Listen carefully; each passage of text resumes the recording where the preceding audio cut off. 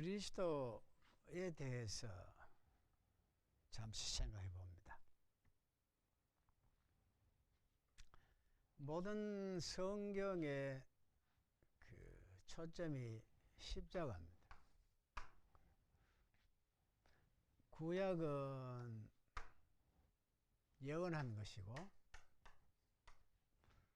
또 그 신약은 그리스도를 십자가의 사건을 증언하는 겁니다. 신약은 이제 증거하는 것이고, 그런데 그 예수님이 오셨을 때 그 요한복음 1장에 보면 참 재미있는 기사를 우리가 읽어볼 수 있는데, 예수님이 이제 요단강가에 세례 요한으로부터 세례를 받습니다.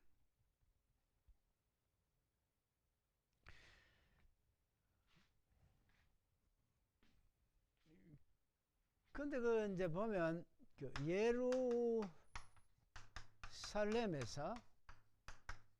예루살렘은 그 말하면 그 유대교에 있어 가지고 총회가 그 있으니까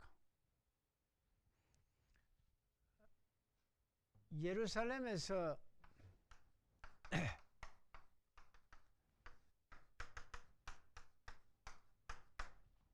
이 세례 요한이 어떤 인물이냐 관심이 갔습니다. 여기 이제 사람을 보냈죠. 여기 이제 뭐 서기관 또 제사장, 근데 이런 예루살렘에서 그 종교 지도자들 그 조직 속에서 사람을 보내가지고 세례 요한이 도대체 누구냐 확인 한번 해봐라. 그리고 질문을 했죠. 당신이 선지자냐?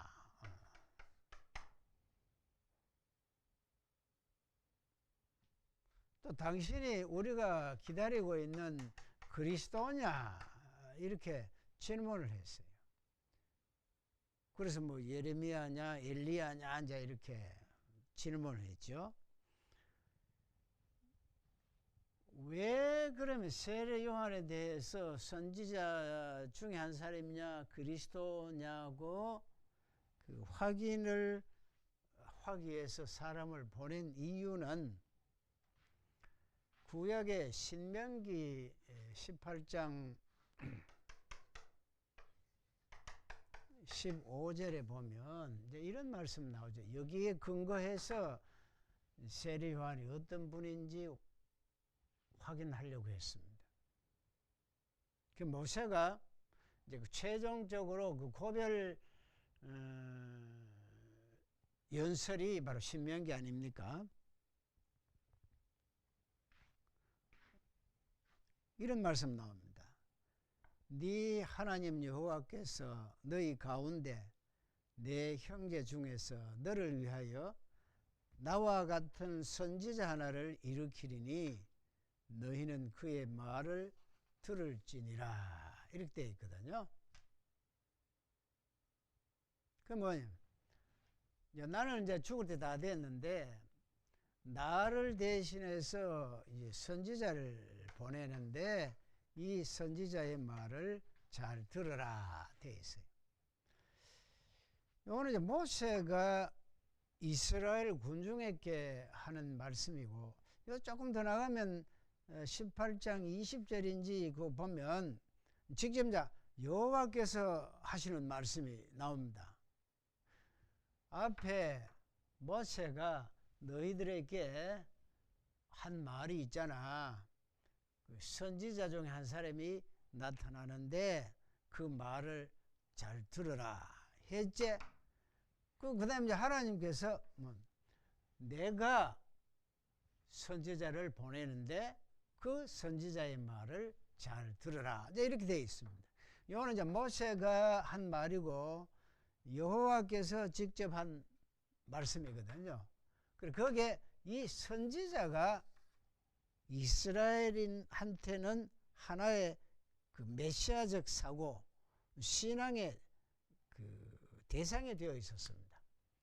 그 꿈이 뭐냐면 앞으로 이 선지자가 나타나면 그리스도의 역할을 하는데, 그리스도는 구세주 이런 말 아닙니까? 그러니까 이 땅에 우리의 왕이 되셔가지고 고난받는 이 히브리 민족을 영원토록 평화롭게 정의롭게 잘 다스려 주실 그분이 오신다. 그러니 이제 항상 대망론에서 히브리 민족이 고난 가운데 쭉 겪어 왔습니다.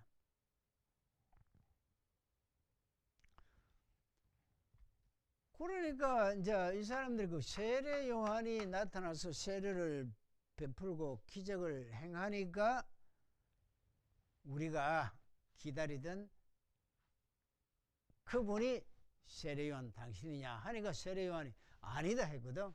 나 뒤에 오시는 이가 있는데 나는 그분의 신도 챙겨 드릴 자격이 못 된다, 이렇게 했거든요.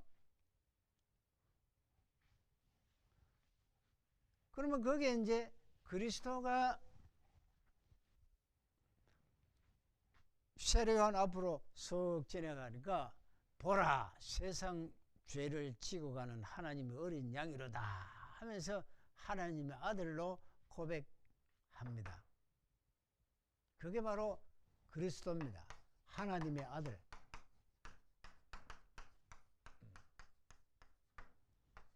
이렇게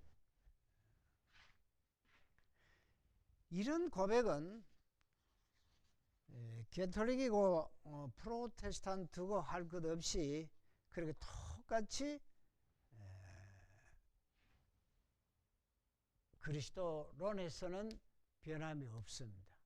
그리고 이분이 예수 그리스도로 오셨을 때 신성과 인성을 양성을 가진 분이다. 이것도 변함이 없습니다.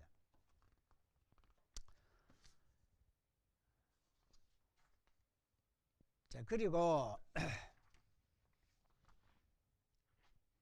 하나님 신론에 있어서 또 잠시 생각해 보겠어요.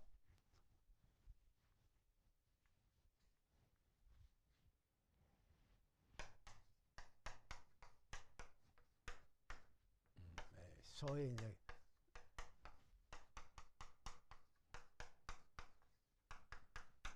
자, 신론에는 헬라적 의미에서 신론하고 또 히브리적 그 성서에서 말하는 하나님하고는 차이가 있습니다. 이는 바로 철학적 신과입니다. 자꾸 따지죠. 하나님은 이렇게 이렇게 이렇게 이렇게.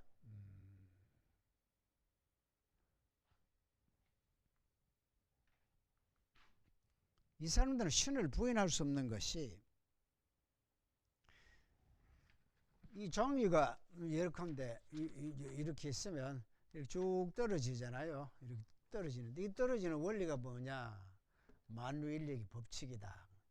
과학의 원리를 따지고 가면 그럼 그 원리가 어디서 나오느냐?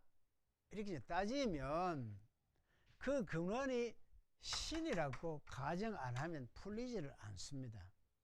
이런 신론을 이성적인 사고에 의해서 신을 이야기하기 때문에 이신론이라고 말을 합니다. 그러나 히브리적 신관에 있어서는 이건 안 됩니다. 이건 안 맞습니다. 자, 여기서 하나 더 이제 해봅시다. 또 하나는 뭐냐? 그 헬라적 신관에는 이제 그렇고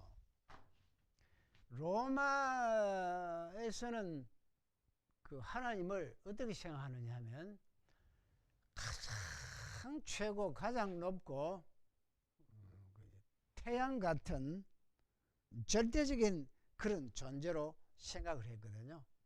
그래서 뭐냐면 인간이 그 신상을 만듭니다. 신은 이러이러할 것이다. 자기 생각으로 신상을 만듭니다. 아주 거대한 인물로 이렇게 그런 존재로 만듭니다.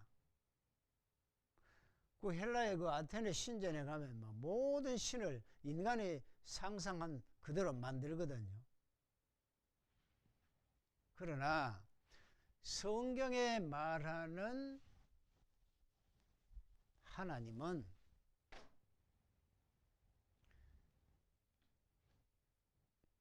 이거는 이신론에 의한다면 여기는 인격신을 이야기합니다.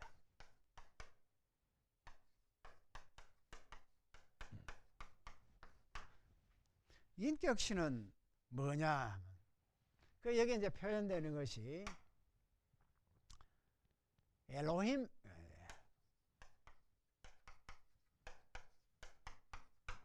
하나님, 여호와 야훼 하나님, 이 두 표현으로 이야기합니다. 이쪽에 신은 인간의 사이에 아주 높이에서 인간을 이렇게 내려다보고 또 인간이 신에게 접근할 수 없는 그런 깊은 관계 속에 있는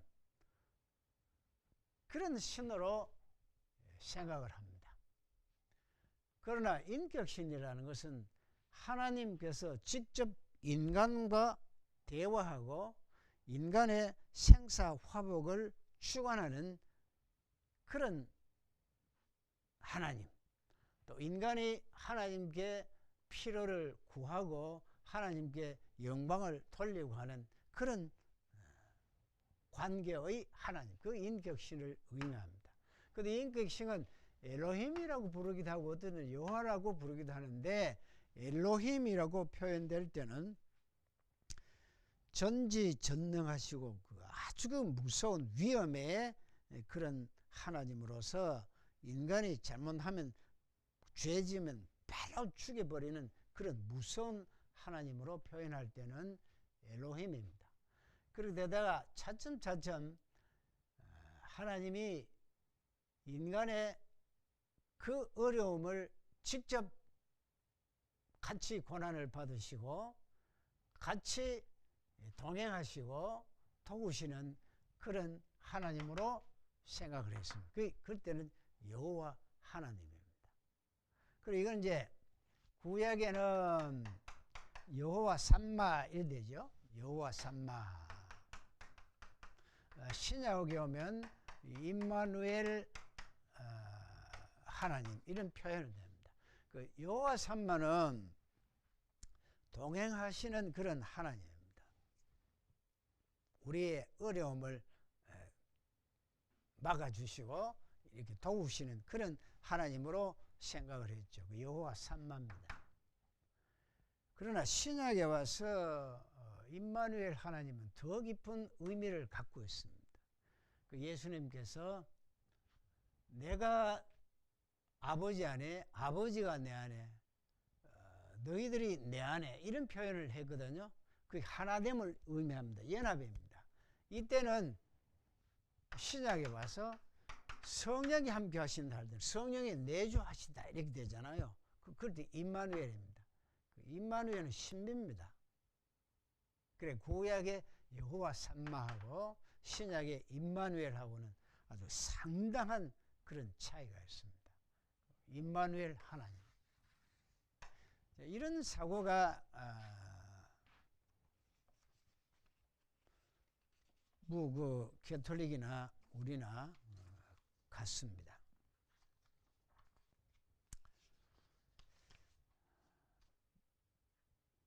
그 다음에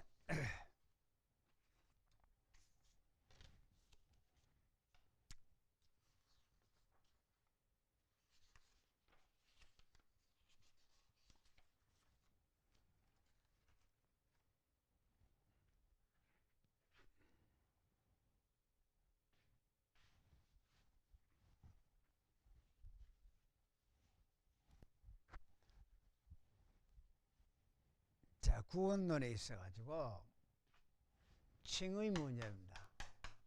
지금 전번에 말씀드렸는데 이 개념을 잘 지금 파악해야 되기 때문에 한 번 더 말씀드립니다. 칭의라는 개념이 두 가지가 있다 했죠.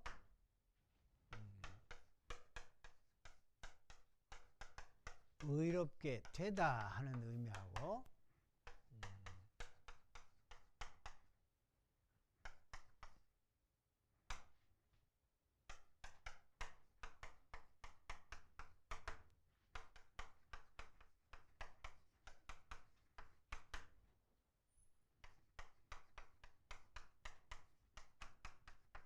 여러 의미가 있어요.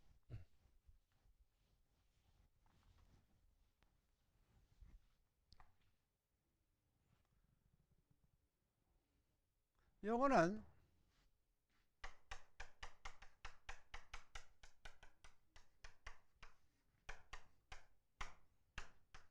법정적 칭의라 이렇게 이야기를 합니다.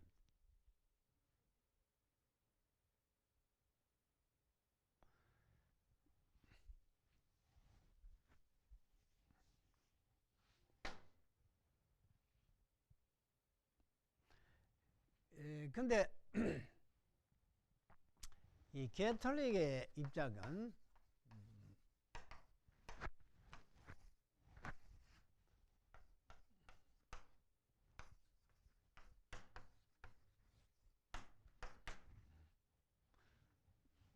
여기에 의롭게 되다.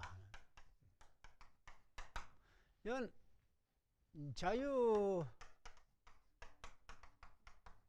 의지가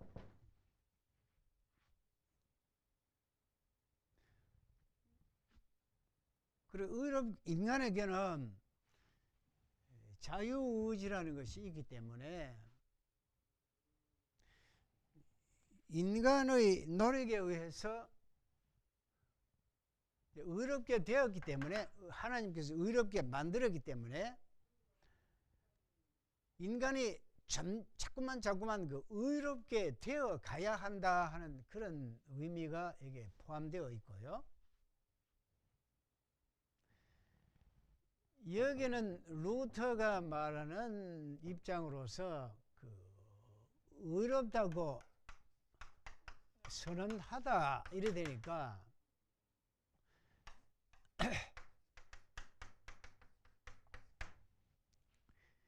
인간에게는 구원될 수 있는 의롭다고 여겨짐을 의롭게 될 수 있는 그런 의지가 없고 전적으로 그 하나님의 뜻에 의해서 의롭다고 인정해 주는 겁니다.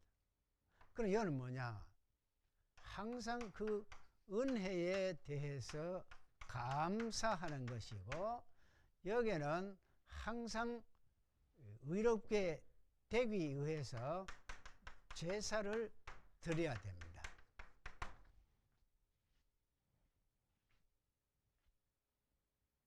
그러니까 이제 여기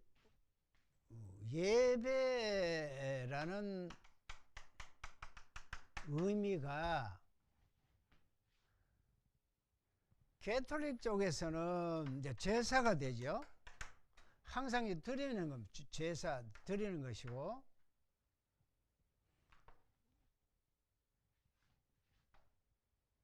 이쪽에 이제 프로테스탄트 입장에서는 제사함을 받은 것에 대한 감사입니다. 그게 이제 희생입니다. 희생 제사고 여기는 감사고 예배에 있어서 서로 의미가 다릅니다. 그 이제 항상 이제 미사죠. 미사 예배거든요. 그 미사가 이제 뭐냐 하니까 자, 전에 우리 공부한 거 한번 기억해 봅시다. 성전의 구조가 지성소 있잖아요. 요 성막도 하나 있고 여기에 떡 12개 있고 여기에 촛대가 있고 여기에 향단이 있고 요쪽 번제단이 있잖아요. 그 지성소에 대제사장이 들어가서 여기 바친 그 제물에 피를 뿌리고 이 제물 바친 자의 죄를 용서해 주옵소서. 그러니까 항상 그 제물을 바치는 그 제사이기잖아요. 그런데 이 히브리서 10장 10절에 예수 그리스도가 산 제물 되시고 대제사장이 되셔서 단번에 드림으로 우리는 거룩한 백성이 되었다.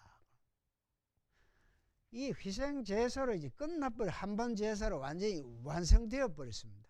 그러니까 그 완성된 제사에 거룩한 백성이 되었기 때문에 이를 예배를 통해서 말씀을 통해서 깨닫고 감사합니다. 감사합니다 하는 이것이 예배다. 이쪽에는 지금 뭐냐 하면 이러한 의식을 지금도 계속 해야 된다는 것이 미사입니다. 이쪽에. 그 관계가 왜 되냐면 이렇게 되어 있잖아요. 영세 받는다. 세례 받았다. 그러면 지금 원죄적인 요소 혹은 자범죄에 대한 것 다 이제 용서를 받았는데 영세 이후에 원죄는 용서받았고 자범죄가 있습니다. 자범죄. 이거를 매주마다 이런 그 의식을 하듯이 신부를 통해서 희생 제사를 드려줌으로써 자기가 지었던 이 죄를 용서받는다. 이걸 용서하지 못하면 연옥에 가서 큰 고통을 당하게 된다. 이걸 지금 이야기하거든요. 그래서 칭이라는 의미가 되다라는 의미하고 간주하다라는 이 의미 속에는 예배라는 의미까지 서로 차이가 납니다. 그 이유는 뭐냐 하니 네 죄 그대로 있지만은 그리스도의 피로 덮어서 죄 없다고 인정한다.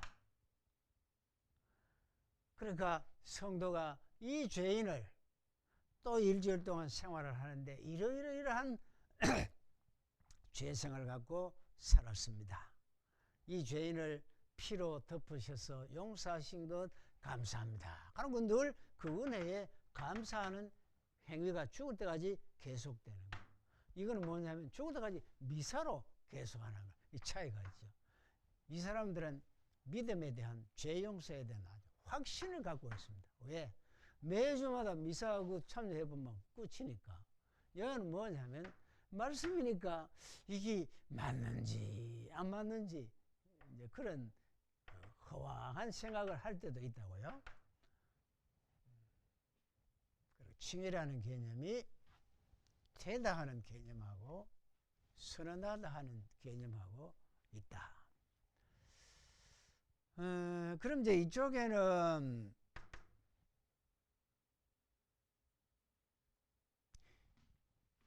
되다. 의롭게 됐으니까 우리가 의롭게 되어야 할 의무가 있다 하는 이거하고 우리는 죄인이 없다고 인정되었으니까 우리 아무렇게나 살아도 되느냐 하는 그런 문제가 나오게 되는 겁니다. 이쪽에는 의롭게 되기 위해서 그렇게 살아야 되고 이쪽에는 잘못하면 이걸 등한해 우리의 삶을 등한하게 됩니다. 십자가의 은총에 의해서 내가 구원받았는데 자유함을 얻었는데 뭐 사는 것도 자유지 이런 이제 그게 됩니다. 이게 마르틴 루터 쪽의 루터나리즘의 맹점이 그것이었습니다. 삶에 대해서 경건성이 도저히 없거든요. 아이고 이거 아니다 싶어서 이제 경건주의 운동이 나타나게 됩니다. 그 종교개혁 이후에 17세기, 18세기에 그 경건주의 나타나는데 경건주의를 또 보니까 껍데기만 또 경건주의 하는 내용이 없거든요. 그래서 이제 켈빈이 딱 보니까 이거 원리적으로는 맞기는 맞는데 성도의 삶을 등한히 하는 그런 요소가 있다. 이것을 이제 양쪽을 잘 이래 조화시킨 것이 개혁주의 신학입니다. 켈빈 신학이라고 말하기도 하고 혹은 여기 청교도 신학이라고도 말하는데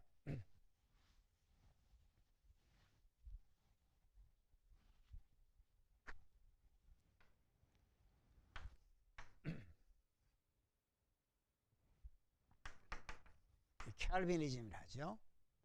이건 이제 뭐냐면 하나님의 은혜 이걸 인정합니다. 법정적 칭의입니다.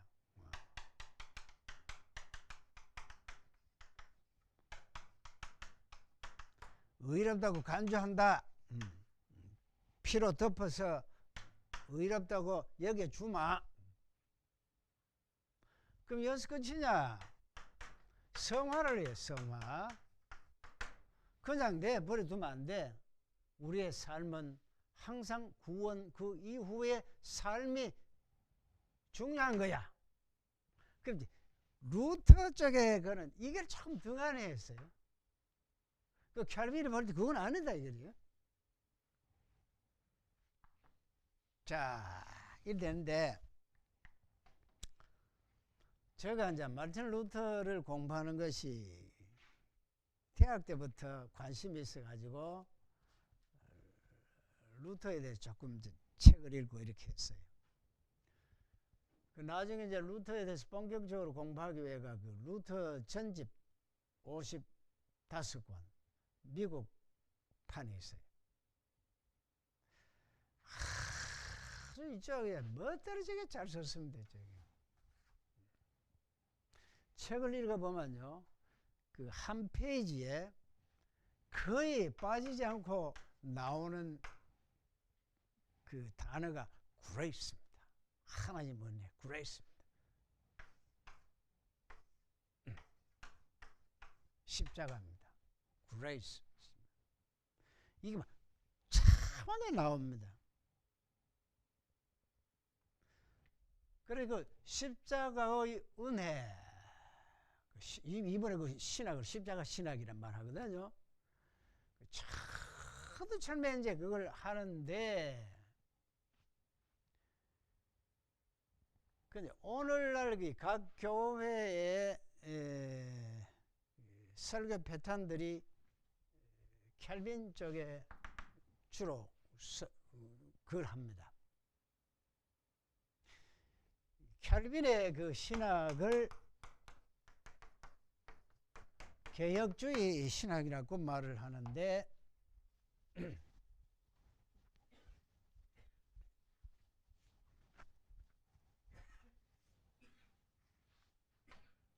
개혁주의 신학이라는 말이 왜 나왔나 하면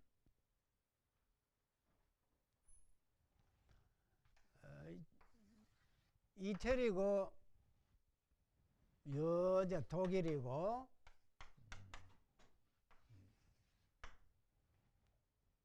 스위스죠. 이건 스페인이고 그죠? 요 이제 영국이고 대략 위에서 내려다 보면 이렇게 돼 있어요. 근데 종교 개혁이라는 것이 그 교직 성직자가 너무 부패해 있기 때문에 이 부패한 것을 바로잡아야 된다는 게 개혁주의고, 루터는 십자가 신학의 의미가 사라졌다. 그 이 신학이라는 것이 좀 더 뭐냐 하면은 그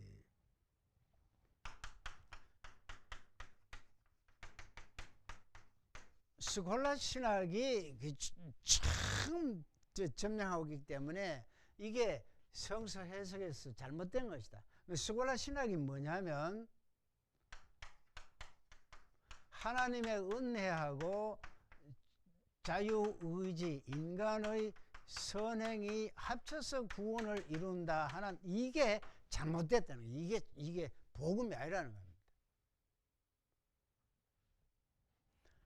인간은 전적으로 하나님의 노예이고 오직 은혜에 의해서만 구원된다. 이거를 이제 강조했어요. 이거는 뭐지? 사회 개혁이고, 이거는 신앙의 그 성경 해석의 관점의 개혁이었습니다. 그럼 이쪽에서 볼 때는 루터가 반쪽짜리밖에만 아니야. 사회 개혁이 돼야 되는데 개혁에 대해서는 전혀 신경을 안 쓰고 있어. 우리가 바로 진짜 종교 개혁자이야. 그래서 이제 저빙글리 또 캘빈 이쪽에서 개혁주의라고 이야기를 합니다. 그래서 캘빈이 옳다 보고 사회 개혁, 도덕의 갱신, 인간이 바로 살아야 되는 것 하고 이 스콜라 신학으로부터 십자가 신학으로 회복시켜야 된다는 것 하고 둘 다를 잘 조화를 시킨 것이 켈빈의 신학입니다. 그렇게 이제 켈빈 신학 중에 이 십자가의 원리를 잘 설명하는 것이 그 네덜란드 화란 신학이고 화란 개혁주의고 또 이 인간의 삶을 굉장히 강조하는 것이 청교도 개혁주의라고 할 수 있습니다. 이건 교리적인 것이고 이거는 실천적인 것인데 이건 이제 미국에 건너가지요. 우리 신학자들 전부 다 미국에 가서 공부하지요. 그 개혁주의를 하면 이걸 많이 배워왔습니다. 그 설교 패턴들이 참 이걸 많이 합니다. 그럼 이제 청교도 정신 하는 것이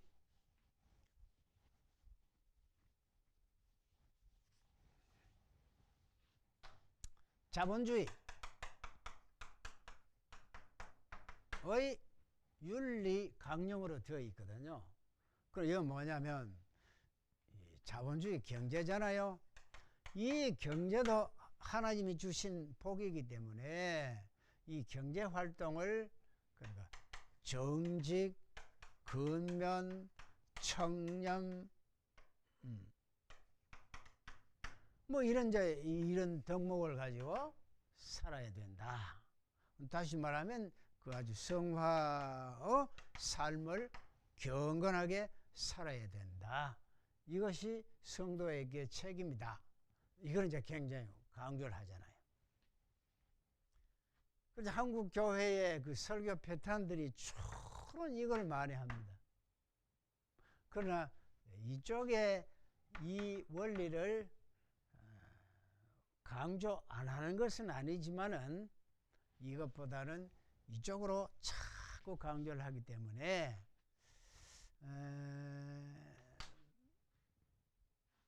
이 둘을 다 조화롭게 설교가 되어야 된다. 이렇게 생각을 합니다.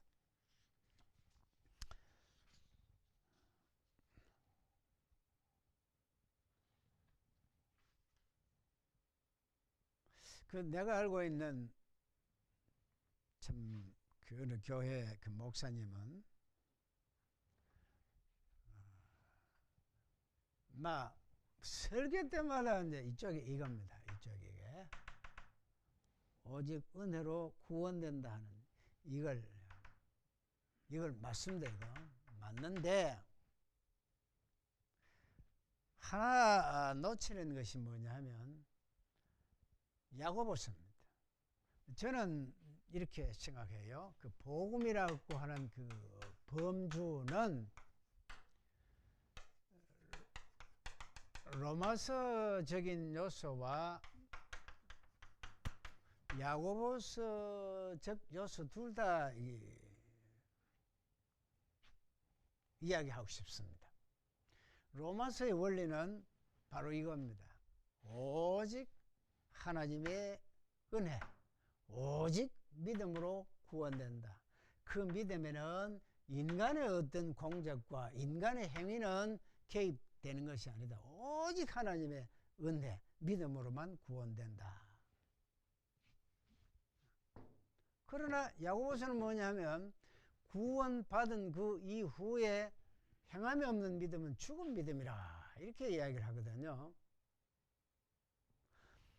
이건 머리로 교리적으로 아무리 이야기해도 이 행함이 따라주지 아니하면, 가슴이 따라주지 아니하면 그건 참고 복음을 반밖에 이해를 한 것이 아니다. 이 원리를 모르고 자꾸만 이것도 행함을 이야기한다면 그건 종교지 믿음, 신앙은 아니다. 또 이렇게 볼 수 있거든요. 우리가 성경 66권에 특히 그 신약의 뒤쪽을 보면 성도로서 어떻게 살아야 된다 하는 것이 기록되어 있잖아요. 자, 특히 야고보서 같으면 말틴 루터는 그 율법을 하도 배격하고 믿음만 강조하다 보니까 야고보서를 지푸라기 복음이라고 합니다만은 이게 66권 정경으로 채택될 때에는 그 하나님 말씀이거든요. 그럼 필요 없으면 야고보서를 빼부고 뒤에 실천 부분 빼부르고 앞에 교리적인 부분만 이야기해야 될 거 아닙니까? 성경은 다 필요합니다. 복음은 이 두 요소를 갖고 있다.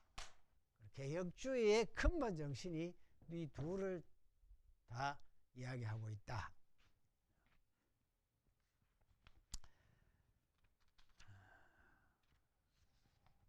그 다음에 이제 그 교회론입니다. 가톨릭하고 우리하고 그 교회를 어떻게 볼 것인가 하는 것인데,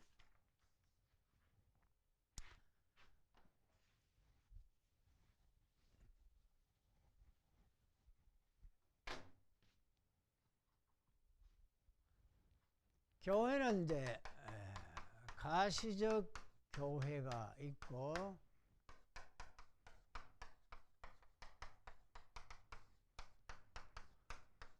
불가시적 교회가 있다. 원래 이제 불가시적 교회가 이 성도 무리를 교회라 합니다. 그리스도 안에 속한 자들을 교회라 합니다. 이 관계는 예컨대 각 지역 지역마다 교회가 있지 않습니까? 눈에 보이는 거 교회거든요. 그건 건물이고 제도입니다. 이 본질적 의미에서 이건 교회가 아니거든요. 이게 교회입니다. 그리스도 안에 속한 자, 성도, 그리스도의 백성, 하나님의 백성, 이것이 교회입니다. 자, 그런데 이걸 무시할 것이냐? 재밌는 게요. 가톨릭은 이 제도 교회를 전통이란 말을 합니다. 교회를 통해서만 구원된다고 이렇게 가르칩니다.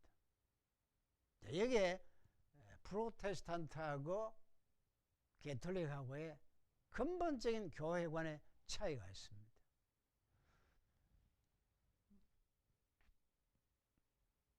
자, 켈빈은 이 두 교회를 편의상 나누었다고요.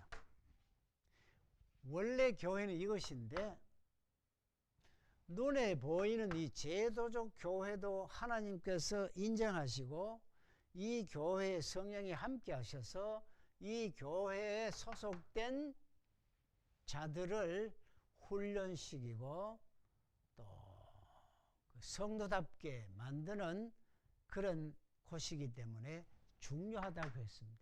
그러나 이 제도를 통해서 구원된다는 가톨릭적 사고는 배격해서요. 그럼 이 사람들이 말하는 이 전통적 교회를 가시적 지금 보이는 이 교회를 왜 전통적 진짜 교회라고 말할 수 있느냐 하면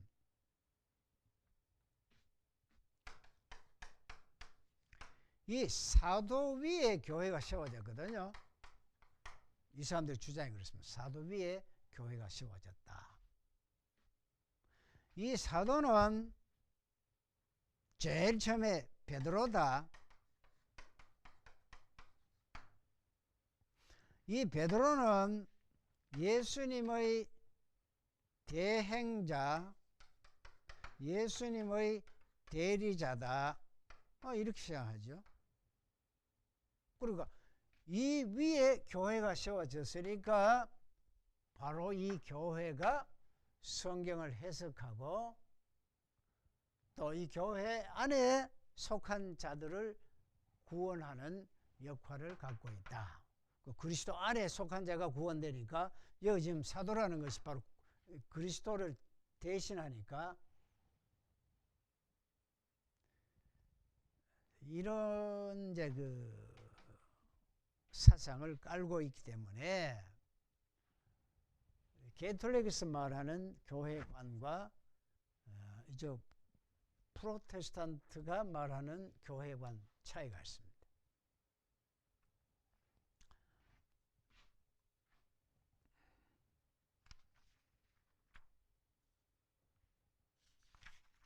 그러면 그 이제 전에 우리 공부한 걸 정리를 교회관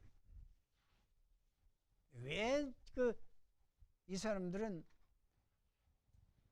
교회를 통해서 구원이 있다고 이야기하느냐 하면 자 기억하죠? 가톨릭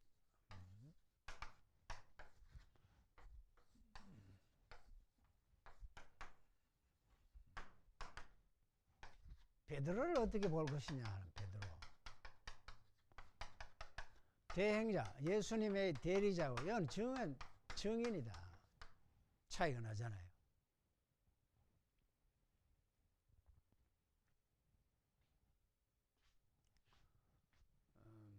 천국에 열쇠를 준다 할 때 이 열쇠는 베드로 교황택입니다. 권위성 이걸 현대 그 목사님들이 목사 말 잘 안 들으면 뭐 지옥 가고 저주받고 이 소리를 하는데 그거 잘못이잖아요. 성경 말씀 예수님의 말씀을 거부하면 지옥 가죠. 그럼 이쪽의 사람들은 뭐냐면 이 대행자이기 때문에 오늘 신부입니다. 신부말 안 들으면 안 됩니다. 이거 열쇠 여기는 말씀입니다.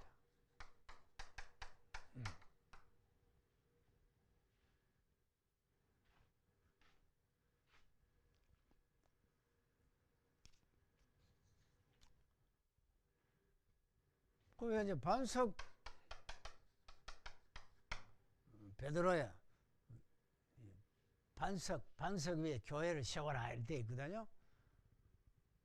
반석하면은 베드로의 그 인물성 베드로 위에 교회를 세워라. 베드로가 바로 대행자니까 그게 교회를 세워라 이런 뜻이고 이 반석이라는 말은 이 신앙 고백 위에 교회를 세워라. 주는 그리스도시요 살아계신 하나님 아들이라 했으니까 이 고백 위에 교회가 세워졌다. 다시 말하면 말씀 위에 교회가 있는 것이지 사도 위에 교회가 있는 것이 아니다. 그런 뜻이죠. 그러니까 마태복음 16장 16절 그 이하의 말씀을 어떻게 해석하느냐에 따라서 가톨릭과 프로테스탄트의 상당한 차이가 있습니다.